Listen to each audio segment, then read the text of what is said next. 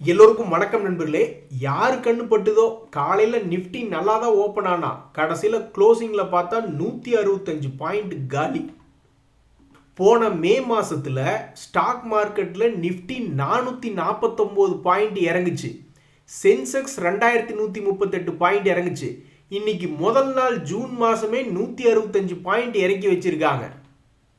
அதுதான் போன மாசமே 449 பாயிண்ட் இறக்கி விட்டுட்டீங்களேயா, எதுக்கு இப்போ மறுபடியும் இறக்குறீங்கன்னா, அது போன மாதம் மறுபடியும் இந்த மாதம் ஃப்ரெஷ்ஷாக அடிப்போம் அப்படின்ற மாதிரி இன்னைக்கு நம்முடைய மார்க்கெட் இறங்கியிருக்கு.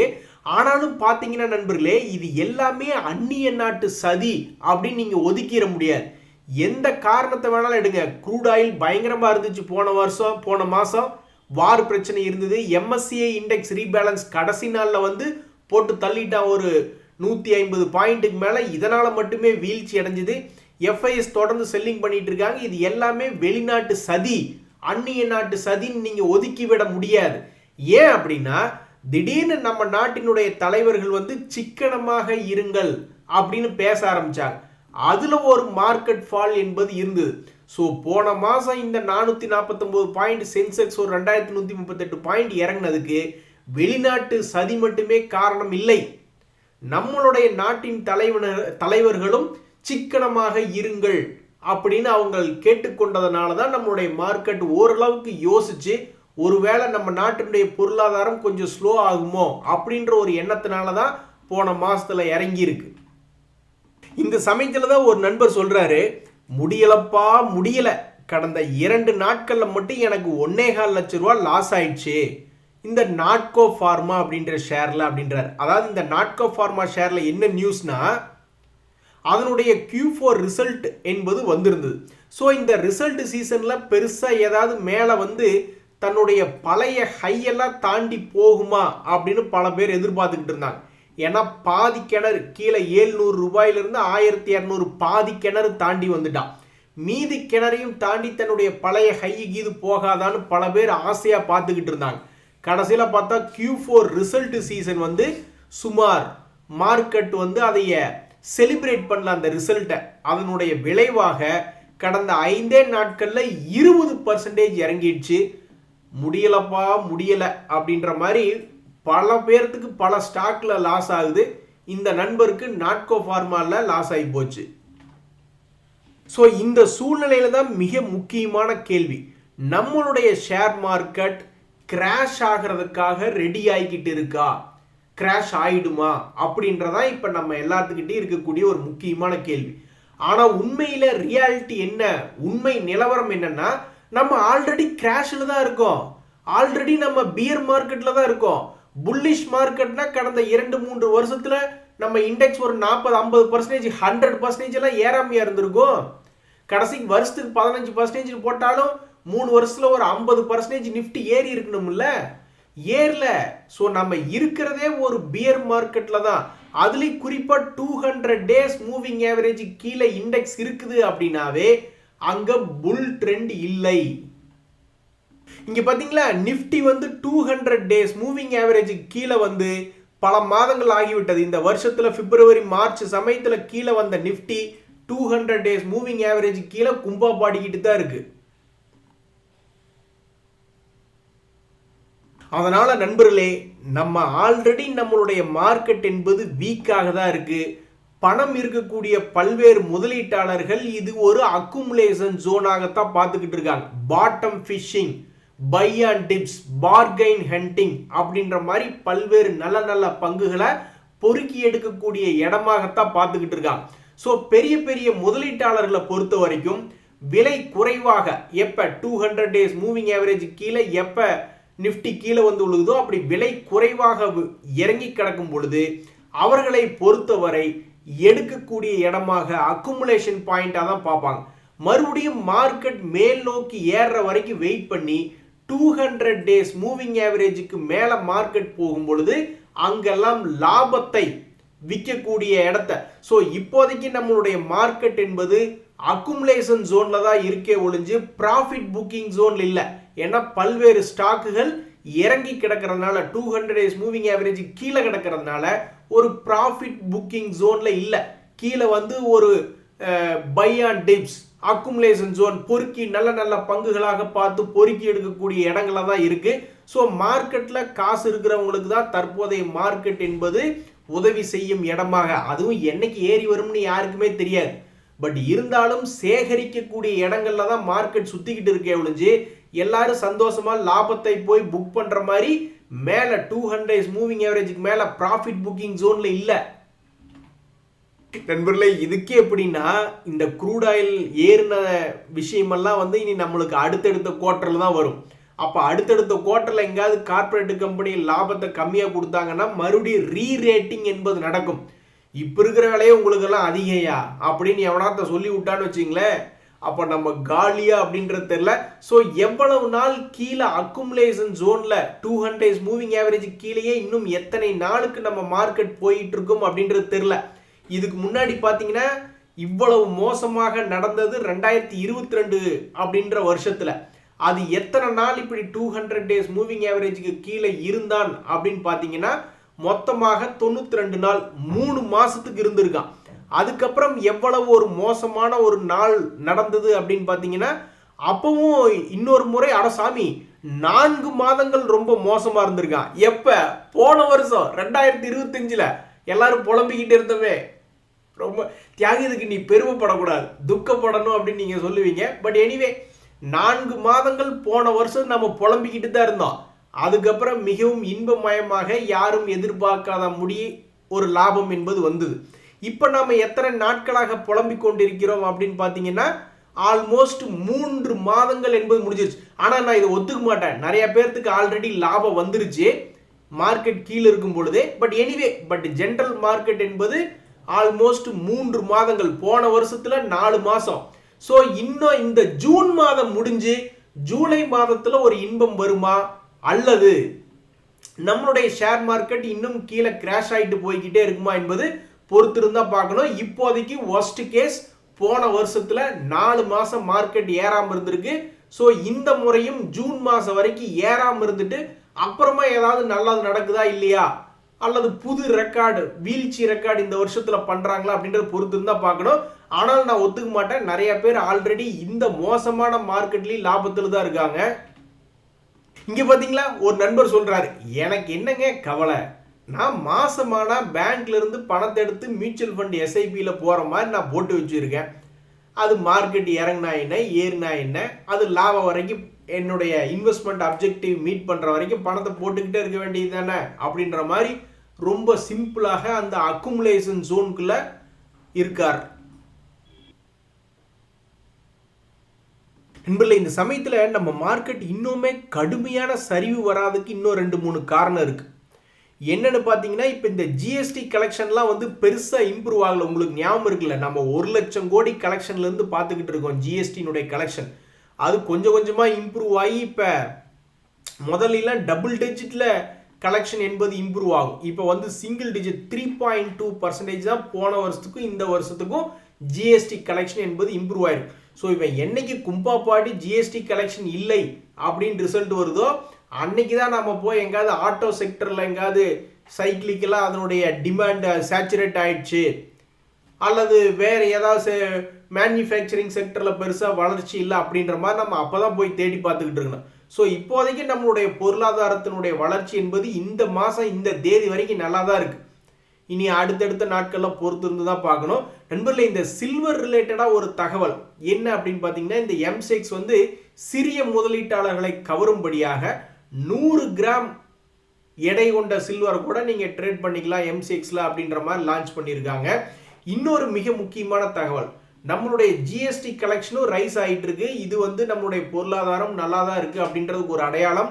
இன்னொன்று, பல்வேறு ஆட்டோ செக்டரை சார்ந்த பங்குகள் தற்போது ரிசல்ட் விட்டுருக்காங்க, கொஞ்சம் மிக்சடா தான் இருக்கு. அதுல டிவிஎஸ் மோட்டார் மிக முக்கியமாக மிக ஒரு அற்புதமான தகவலை வெளியிட்டு இருக்காங்க. ஏற்கனவே அவங்க வந்து 820 கோடி லாபம் அப்படின்னு மார்ச் குவார்டர்ல ரிசல்ட் பண்ணியிருக்காங்க. சேல்ஸ் அதிகமாக இன்க்ரீஸ் பண்ணியிருக்காங்க, பட் ப்ராஃபிட் மார்ஜின் கொஞ்சம் கம்மியா இருந்தது. இப்போ கொடுத்துருக்கக்கூடிய தகவல் என்ன அப்படின்னு பார்த்தீங்கன்னா, போன மே மாசத்துல இவங்களுடைய சேல்ஸ் அப்டேட் என்பது ஏர்முகமாக 31% சேல்ஸ் என்பது அதிகமாக பண்ணியிருக்காங்க அப்படின்ற ஒரு தகவல். ஸோ பல்வேறு 2 வீலர் 4 வீலர்னு அல்லது ஹெவி டிரான்ஸ்போர்ட் வெஹிக்கிள்ஸ்னு மிக்சடாக தான் எல்லாம் நம்பர்ஸ் கொடுத்துருக்காங்க. பட் டிவிஎஸ் மோட்டார் மிக முக்கியமாக 31% வளர்ச்சி என்பதை சொல்லிக்கொள்ள ஒரு ஆசையாக இருக்குது. அதில் இவி எலக்ட்ரிக் வெஹிக்கிள் பாருங்கள் 56% சேல்ஸ் இன்க்ரீஸ் ஆகிருக்கு. இந்த ஒரு நம்பிக்கையை வச்சுக்கிட்டு தான் இந்த ஓலா எலக்ட்ரிக் கீழிருந்து ஒரு 100% ஏறி இருக்கா, 20 to 40 வந்திருக்கு. எதனால? இந்த மாதிரி க்ரூட் ஆயில் பிரச்சனைனால அவங்களுக்கு ஒரு சேல்ஸ். ஆனால் முதல்ல அவன் தாங்க ஆக்சுவலாக மார்க்கெட் லீடராக இருந்தான் ஓலா எலக்ட்ரிக். யாரும் இல்லாத சமயத்தில் ஓடி போய் கோல் அடிச்சுட்டு வந்துடுற மாதிரி பெரிய ஆளுக 2 வீலர் எலக்ட்ரிக் வெஹிக்கிள் இல்லாதப்ப பெரிய மார்க்கெட் லீடராக இருந்தது. அப்புறம் பஜாஜ் ஆட்டோ வந்து, அதுக்கப்புறம் ஹீரோனுடையது, அதுக்கப்புறம் இந்த டிவிஎஸ் மோட்டார்னு எல்லாம் வரிசையாக வந்து அந்த மார்க்கெட் ஷேரை எடுத்துக்கிட்டாங்க பழையபடி. இந்த வடிவேல் அவர்கள் ஒரு போலீஸ் ஸ்டேஷனில் இப்படி தான் ஒரு காமெடி பண்ணிக்கிட்டு இருப்பார். அப்புறம் உரிமையாளர் வந்து கூட்டிகிட்டு போயிட்டாரு அப்படின்ற மாதிரி இவங்க எல்லாருமே வந்து அவங்களுடைய மார்க்கெட் ஷேரை திரும்ப எடுத்துக்கிட்டாங்க. நண்பர்களே, இப்போ தான் சில மிக முக்கியமான தகவல்கள். அதாவது இந்த ஃபினோ பேமெண்ட்ஸ் பேங்க் அப்படின்ற ஷேரு மரண கொடூரமான சரிவு. தன்னுடைய 52 வீக் லோ என்பது அது எங்கேயோ ரொம்ப தூரத்தில் இருக்குது. காஷ்மீர் தாண்டி அந்த பக்கம் பார்டருக்கே போகணும் போல. ஸோ ஆல்மோஸ்ட் இவன் செஞ்சிருக்கக்கூடிய ஒரு ஒஸ்ட் கேஸ் சினாரியோ சாதனை என்னன்னா, இன்றைய தேதியில் பார்க்கும் பொழுது ஒரு 80% தன்னுடைய உச்சத்திலிருந்து இறங்கி இப்போ 126 ரூபா அப்படின்னு ட்ரேட் ஆகிட்டு இருக்கு. 2025 பெரிய ஏற்றம் என்பது இல்லை. பர்சன்டேஜ் கணக்கில் நீங்கள் பார்த்தீங்கன்னா ஒரு 65% தன்னுடைய லோவிலிருந்து 2025 ஏறி இருக்கான். 2024 ஏறி இருக்கா, 2023 ஏறி இருக்கா. பட் இருந்தாலும் நெட் ரிசல்ட் என்ன? கடைசியில் ஒவ்வொரு முறையும் ஏறிய பொழுது சரிவடைஞ்சு வந்து இப்போ மொத்தமாக பார்க்கும்போது ஆல்மோஸ்ட் 80% இருக்கிறதுலே ஒரு ஒஸ்ட் கேஸ் அப்படின்ற மாதிரி இந்த ஷேர் வச்சிருக்கிறவங்க ஃபீல் பண்ணுவாங்க. ஏன்னா தன்னுடைய உச்சத்திலிருந்து 80% இறங்கி விட்டது. இப்படி இருக்கும்பொழுது இது ஒரு நஷ்டமான கம்பெனியா அப்படின்னு பார்த்தா இப்போதைக்கு இது வந்து நஷ்டமான கம்பெனியாக மாறல. சேல்ஸ் எல்லாம் டபுள் பண்ணியிருக்காங்க, ஓகே. ஆனால் அதனுடைய லாபத்தை டவுன் பண்ணியா இன்க்ரீஸ் பண்ணியா அப்படின்னு பார்த்தா 18லிருந்து டபுள் பண்ணல. 36 கோடி வந்திருந்தா இவனையும் மேலே தூக்கி வச்சு செல்லக்குட்டின்னு கொஞ்சிக்கிட்டு இருந்திருப்பாங்க. ஆனால் இது பண்ணியிருக்கக்கூடிய வேலை என்பது வெறும் 7 கோடி தான் லாபம் அப்படின்னு இந்த மார்ச் குவார்ட்டரில் ரிசல்ட் அனுபவிச்சிருக்காங்க. இது இந்த ஷேருக்கு எப்படி உதவி செய்யும்னு தெரில. ஆனால் இந்த ஷேருடைய நியூஸ் இன்னைக்கு என்ன வந்திருக்கு அப்படின்னு பார்த்தீங்கன்னா, இவங்க easy.ai அப்படின்றதோட நாங்கள் ஒரு பார்ட்னர்ஷிப் வச்சிருக்கோம். இது வந்து எங்களுக்கு ஒரு மேஜர் மைல் ஸ்டோன் அப்படின்றாங்க. இந்த மைல் ஸ்டோன் இவங்களுக்கு எப்படி பணம் வரவாக மாறி ஸ்டாக் மார்க்கெட்டில் இந்த ஷேர் ப்ரைஸ் ஏறக்கோ அல்லது இறங்குறக்கோ எந்த வகையில் உதவி செய்யுது அப்படின்றது பொறுத்து இருந்தால் பார்க்கணும். பட் இந்த ஸ்டாக்கில் 2 நியூஸ். ஒன்று, தன்னுடைய உச்சியிலிருந்து 80% இறங்கி ட்ரேட் ஆகுது. இன்னும் லாஸ் மேக்கிங் கம்பெனியாக மாறல. அதே மாதிரி இப்போ ஒரு ஸ்ட்ராட்டஜிக் பார்ட்னர்ஷிப் வச்சுருக்காங்க அப்படின்ற ஒரு தகவல் தான் இந்த ஸ்டாக்கில் இருக்கக்கூடிய நியூஸ். நண்பர்களே, லாபம் செய்யாத கம்பெனியெல்லாம் மேலே ஏறிட்டு இருந்தால் நம்மளுக்கு ஒரு மாதிரி கடுப்பாக இருக்கும். விமர்சனம் பண்ணுவாங்க நிறைய பேர், என்னடா லாபம் செய்யாத கம்பெனி மேலே ஏறுது. ஒருவேளை லாபம் செய்யாத கம்பெனி லாபத்துக்கு திரும்பிய பிறகு கண்ணா பின்னான்னு மேலே ஏறினா நம்ம ஒன்றுமே சொல்ல முடியாது. கம்முனுக்கு வந்து வேடிக்கை தான் பார்த்துக்கிட்டு இருக்க முடியும் அப்படின்ற மாதிரி, அதாவது விமர்சனம் எதுவும் பண்ண முடியாது அப்படின்ற மாதிரி இந்த ஸ்டார் அப்படின்ற ஒரு ஷேர், ஸ்ட்ரைட்ஸ் ஃபார்மா சயின்ஸ் அப்படின்ற ஒரு ஷேர், அது வந்து ஒரு காலத்தில் எல்லாம் லாஸ் மேக்கிங்காக இடையில ரிப்போர்ட் ஆகிட்டு இருந்தது. 2022களில் 23, 24லாம் பார்க்கும்போது அது வந்து ஒரு லாஸ் மேக்கிங் கம்பெனியாக இருந்தது. அப்போ வந்து இதெல்லாம் நீ பெருசாக ஏறலாமா அப்படின்ற மாதிரிலாம் பல பேர் யோசிச்சுக்கிட்டு இருந்திருப்பாங்க. ஆனால் அவன் மனசில் ஏதோ ஒன்று வச்சு தான் ஏற்றிட்டு இருந்திருப்பான் போல. கடைசியில் போய் பார்த்தா அது லாஸ் மேக்கிங்லேருந்து ப்ராஃபிட் மேக்கிங் அப்படின்ற கம்பெனியாக மாறிய பின்பு அதனுடைய வளர்ச்சி என்பதெல்லாம் ரொம்பவுமே உச்சகட்டமாக. ஸோ 2023 வெறும் 100 ரூபாய்க்கு இருந்தவன் இப்போ 1200 ரூபாய்க்கு சுற்றி கொண்டு இருக்கக்கூடிய இந்த ஸ்ட்ரைட்ஸ் ஃபார்மா அப்படின்ற ஷேரில் இன்னொரு நியூஸ்னா, டீமெர்ஜரை அப்ரூவ் பண்ணியிருக்காங்க. அதாவது ஸ்ட்ரைட்ஸ் ஃபார்மா சயின்ஸ் அப்படின்ற ஒரு கம்பெனி இருக்குது, அதுக்கு கீழே ஒரு சப்சிடரி இருக்குது, அதுக்கு அந்த கம்பெனி இன்னொரு சப்சிடரி அப்படின்றத வச்சிருந்தது. நீ வச்சிருக்கிறது ஓகே, பட் இருந்தாலும் இப்படி பப்ளிக்காக நீ பாயிண்ட்டுக்கு முதல்ல 1க்கு கீழே 1 அப்படின்னு இருந்து கொண்டிருந்த ஒரு காலத்திலே இப்போ இந்த 2 ஷேர்களையும் தனித்தனியாக பிரித்து விட்டாங்க, டீமெர்ஜர். அதாவது இந்த ஸ்டார் அப்படின்ற பெரிய கம்பெனியினுடைய பேலன்ஸ் ஷீட்டில் எந்த விதமான மாற்றமும் இல்லை. அதற்கு கீழே இருந்த ஒரு சப்சிடரி கீழே இருந்த இன்னொரு சப்சிடரி அதனுடைய கண்ட்ரோல் விட்டு விலகி ரெண்டும் தனித்தனி கம்பெனிகளாக டீமெர்ஜர் ஆகிறது. இதற்குண்டான எஃபெக்டிவ் டேட்டை ஸ்கீம் ஆஃப் டீமெர்ஜனுடைய எஃபெக்டிவ் டேட்டை நாங்கள் இன்டிமேட் பண்ணுறோம் அப்படின்ற ஒரு தகவலை வெளியிட்டிருக்காங்க. நண்பர்களே, எல்லாரும் ஆடி போகும்படியாக ஒரு நியூஸ் வந்து டாடா எல்சி வெளியிட்டிருக்காங்க. என்னன்னா, அவங்க கொடுக்கக்கூடியது 75 ரூபாய் டிவிடெண்ட். அப்படி கொடுக்கக்கூடிய அந்த 75 ரூபாய் டிவிடெண்டுக்கு உண்டான ரெக்கார்ட் டேட் என்ன அப்படின்னு பார்த்தீங்கன்னா, அது 10 ஜூன் 2026. அதையெல்லாம் சரி தலைவா, நீங்கள் மேலேருந்து கீழே இறங்கிட்டு இருக்கீங்களே, மொத்தமாக இப்போ வரைக்கும் பார்க்கும்போது தன்னுடைய உச்சத்திலிருந்து 60% ஒரு லாபம் செய்யக்கூடிய ஒரு முன்னணி ஃபேமஸான ஷேர் இப்படி 60% இறங்கி உள்ளது என்பது ஒரு துரதிருஷ்டவசமான நிகழ்வு தான். இன்னும் அவனுடைய ஒர்ஸ்ட் கேஸ் கண்டிஷன் 80%, அதையும் தாண்டி இறங்குறானா என்ன அப்படின்றதெல்லாம் யாருக்கும் தெரியாது. ஆனால் இன்றைய தேதியை பொறுத்த வரைக்கும் 60% ஒரு ஒர்ஸ்ட் கண்டிஷனாக இறங்கி இருக்கக்கூடிய இந்த பங்குல 75 ரூபாய் ஒரு ஷேருக்கு டிவிடெண்ட் அப்படின்ற அறிவிப்பு ரொம்ப மகிழ்ச்சியான அறிவிப்பாக இருக்கு. டாடா எல்சி ஷேர் நீ வாழ்க அப்படின்ற மாதிரி தான் அந்த ஷேர் ஹோல்டர்ஸ் எல்லாம் நினச்சிக்கிட்டு இருப்பாங்க. இந்த சமயத்தில் பேங்க் ஆஃப் மகாராஷ்டிரா அவங்களுமே டிவிடெண்ட் கொடுக்குறாங்க. அதுக்குண்டான ரெக்கார்ட் டேட் என்பது 5 ஜூன் 2026. சும்மா சின்ன விஷயம் இல்லை, ஆல்மோஸ்ட் ₹1.20 ஒரு ஷேருக்கு டிவிடெண்டாக கொடுக்கிறார்கள். இந்த சமயத்தில் இந்த ஷேர் ஆல்ரெடி வந்து 52 வீக் ஹையில் தான் ட்ரேட் ஆகிட்டு இருக்கு. அதனால் இந்த ஷேர் வச்சுருந்தவங்களுக்கு டபுள் மகிழ்ச்சி அப்படின்ற மாதிரி. ஸோ அந்த ஷேரினுடைய விலையும் சமீபத்தில் ஏறி இருந்தது. இன்னைக்கு வந்திருக்கக்கூடிய செய்தியிலையும் அவங்க கொடுக்கக்கூடிய டிவிடெண்டுக்கு ரெக்கார்ட் டேட் என்ன அப்படின்றதையும் அறிவிச்சிருக்காங்க. ரொம்ப மகிழ்ச்சிங்க நண்பர்களே. இந்த ஆண்டனி வேஸ்ட் ஹோல்டிங் அப்படின்ற ஷேர் பற்றி மிகவும் முக்கியமான ஒரு தகவல். அதாவது இவங்க இதுவரைக்கும் டிவிடெண்ட் என்பதே கொடுத்ததே இல்லை. இப்போதான் முதல் முறையாக நாங்கள் டிவிடெண்ட் கொடுக்கிறோம் அப்படின்ற ஒரு அந்த அன்பான அறிவிப்பு. Antony waste marks silver jubilee with maiden 10% dividend. ஏன் இப்படி 10% டிவிடெண்ட் 20% டிவிடெண்ட்னு சொல்லுவாங்க அப்படின்னு பார்த்தீங்கன்னா, அந்த ப்ரைஸ் வந்து ரொம்ப கம்மியாக இருக்குது. அதாவது கிடைக்கக்கூடிய அமௌண்ட் என்பது ரொம்பவுமே கம்மியாக தான் இருக்கும். பார்த்தீங்களா, 50 பைசா டிவிடெண்ட் கொடுக்குறாங்க. இருந்தாலும் இது முதல் முறையாக டிவிடெண்ட் கொடுக்குறாங்க என்பதில் அந்த ஆண்டனி வேஸ்ட் ஹேண்ட்லிங்க்கு ரொம்ப மகிழ்ச்சியாக இருக்குது.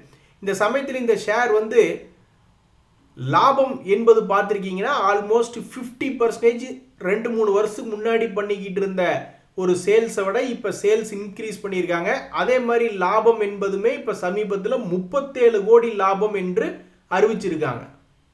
இந்த ஷேர் மார்க்கெட்லேயும் பல வேஸ்ட்டுங்க இருக்குது நண்பா. அதையிலேயே எடுத்து நீங்கள் ஏதாவது ஹேண்ட்லிங் பண்ணி மேலே கொண்டு வந்தீங்கன்னா உங்களுக்கு ரொம்ப நன்மையாக தான் இருக்கும் அப்படின்ற நிலமையில தான் இப்போதைக்கு வண்டி ஓடிக்கிட்டு இருக்குது. சரி நண்பர்களே, இன்றைய தகவல் அனைத்து உங்களுக்கு உதவியாக இருந்தால் எனக்கு மகிழ்ச்சி தான். ரொம்ப நன்றி, வணக்கம்.